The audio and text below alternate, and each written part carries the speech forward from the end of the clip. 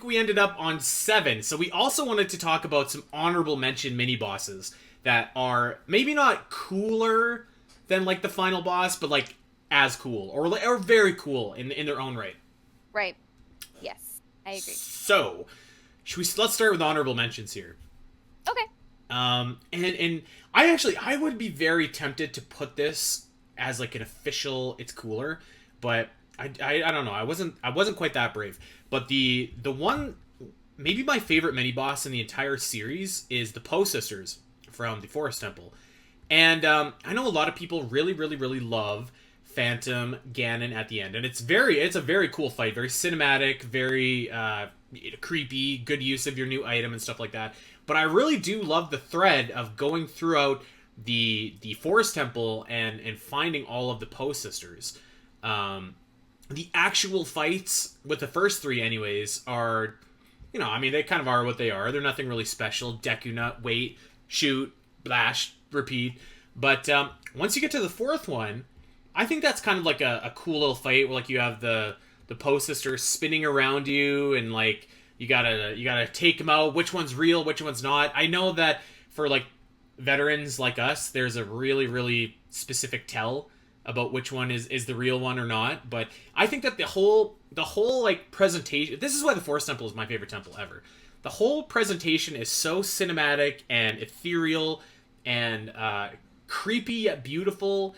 And I think that the ghosts are like a very, very cool like representation of that, and the colors, like when they come together, I think add a huge portion to that. So I don't know if I could say that I think that the Poe Sisters are cooler than Phantom Ganon, but I think that they're probably as cool.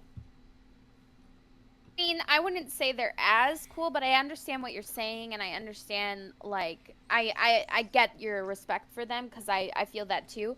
I mean, I personally just think that Phantom Ganon is one of my favorite fights in that, or bosses in that whole game, so it's hard to even say as cool as. But, no, I hear you. I think they're a cool thing, and it's what's really, really nice about them is they take place throughout the whole dungeon, not just the middle. So I think that, makes them stand above a lot of other mini bosses, like maybe 80% of other mini bosses. You know what I mean? Like they just have a cool way of taking you throughout the dungeon, and then you fight the super cool boss at the end. Yeah, and they're kind of like recycled almost to an extent in Phantom Hourglass, which I also think is like one of the coolest boss battles in that game as well. So I really like that concept. Yes. And they're kind of recycled. Well, actually, let's just talk about it right now. They're also kind of recycled in Arbiter's Grounds. Yeah. And the name of it is escaping me. I didn't have this on my list, but you had it in yours, right? Oh, you mean What the heck is that? He's basically like the big Poe. Yes. Okay, Yeah. so Death Sword. Death Sword. No mini boss that you put in Arbiter's Ground is gonna be cooler than Star-Lord. No. Star-Lord is such an awesome fight, but Death Sword was like so different and kind of like unique, and it really took on that kind of like real looking, dark, gritty feel of Twilight Princess, and like just kind of threw it at you, and it was super cool. And he's like sealed at the beginning. The sword is sealed, and he becomes unsealed, and he's flying around. You have to attack him as a wolf and as a Link, and it has a good way of utilizing all your skills up until that point. But it's so like different and creepy and awesome. So yeah, not as cool as Star-Lord, obviously, but a very good honorable mention, I think. I think so. Like I think that you could say that. Oh God, I'm sorry, Al. What is this guy's name? Death Sword. All right, Death Sword is gonna work for just fine. All right, so I think you could say Death Sword looks cooler than Star-Lord, because like the design is very awesome, and the fight is also actually very awesome as well. With like you mentioned, like I really like when Twilight Princess integrates like the wolf into like puzzles and into like fights and stuff like that. So I think that in terms of like what he looks like, it's a very cool fight. It's very atmospheric, but it is really tough. Like I think Star-Lord is one of the most fun boss fights in the entire series. Like it's hard to beat that. It's hard to beat that, and just like you're zip zapping around on the slider, which is like one of the most fun items in the series. And I want everybody to know I'm putting Twilight Princess over right here. So make sure we remember this. But that's such a fun fight. It's so fun that it's tough for a mini boss to stand above that fight. But I would argue that you could put that Death Sword. Why can't I remember this guy? What is wrong with me? Why can't I remember this guy's name? I think you could put Death Sword in almost any other dungeon in that game, and it would be cooler than the final boss, with the exception of maybe the Forest Temple and maybe Snow Peak. I mean, I don't think I would go that far. I feel like one of Twilight Princess redeeming qualities is, or like top qualities, is its bosses. So Yeah, okay. but I get where you're coming from. It's still a really cool mini boss. I think he'd definitely be cooler than like Armor Goma or Morpheal or okay, maybe the big flying dragon is a stretch too, but it's a solid mini boss is my point. Yeah. Yes, exactly. Okay, another honorable mention here is well, actually, I'm going to save that because you have that on your official list. So I had it as an honorable mention. Al put it on her official list. We just combined our list, so never mind. You ready for this? Frog Guy from Majora's Mask. His mom probably gave him a name, but I don't know what it is. But oh my gosh. It is the mini boss of the Great Bay Temple, and I want to say this is actually like the second time that you fight this frog in this game. All right, yeah. Are you ready? Yeah, I'm ready. Are you ready for its name? Yes. Gecko. Its name is Gecko. That makes sense. Yeah, okay. Gecko from Majora's Mask. So I think that this isn't so much a case of being a really awesome mini boss as I just like hate the final boss, Gyogre.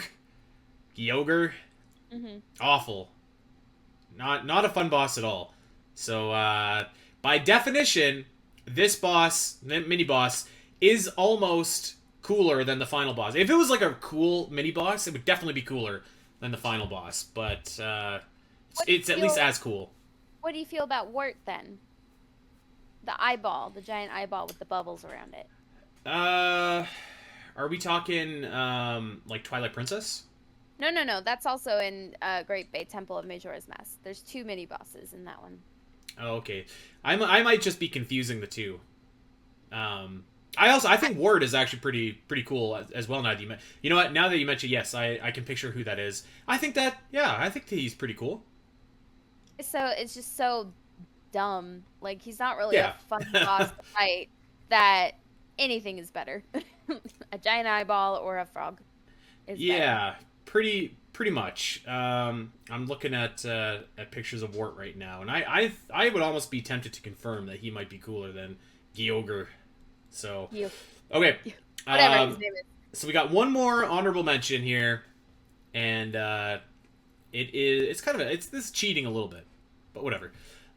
So we've got the Lynels and the Taluses and Malduga from Breath of the Wild. And I would argue that all of those, in the right situation, in the right scenario, are much cooler than a lot of the Blights. I can think of 3 Lynel instances specifically, where like specific Lynels that I thought were really cool. First, in the Colosseum, obviously. I think that one's like just a very cool cinematic fight.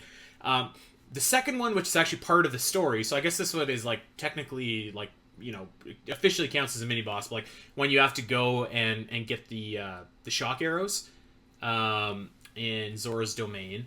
So I think that might be a lot of people's first time running into a Lynel. I think it was mine, and I definitely remembered it because I was like, oh my god, this guy is like crazy powerful.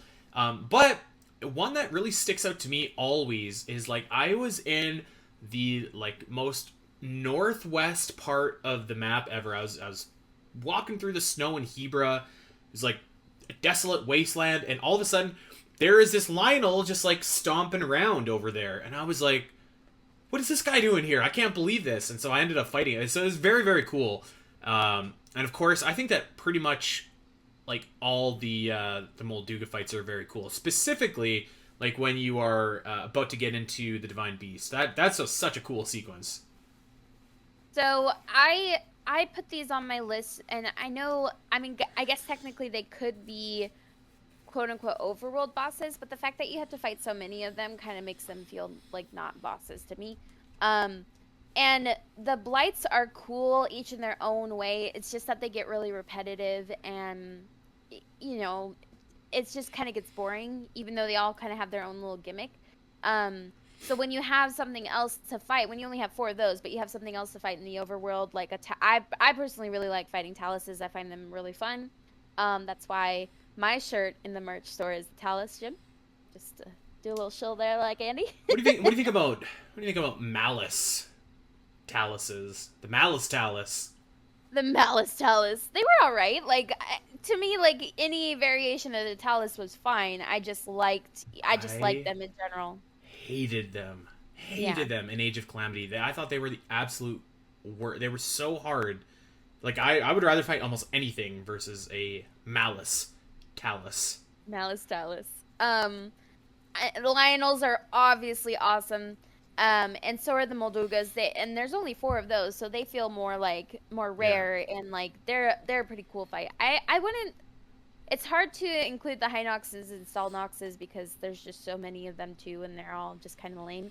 So Yeah. I just think this was a good honorable mention for our list. There is a pretty cool. I think it's Age of Calamity. I don't think it's Breath of the Wild, but like you have to fight a stall Hinox or like a skeleton Hinox, and Stalnox? yeah, Stalnox. There we go. I think it's an Age of Calamity because I'm pretty sure that you fight him in the Lost Woods, and that's a very cool fight. So if I was gonna pick one, then maybe it could be that one. Understandable. But yeah, those are really cool and they're fun when you come across them.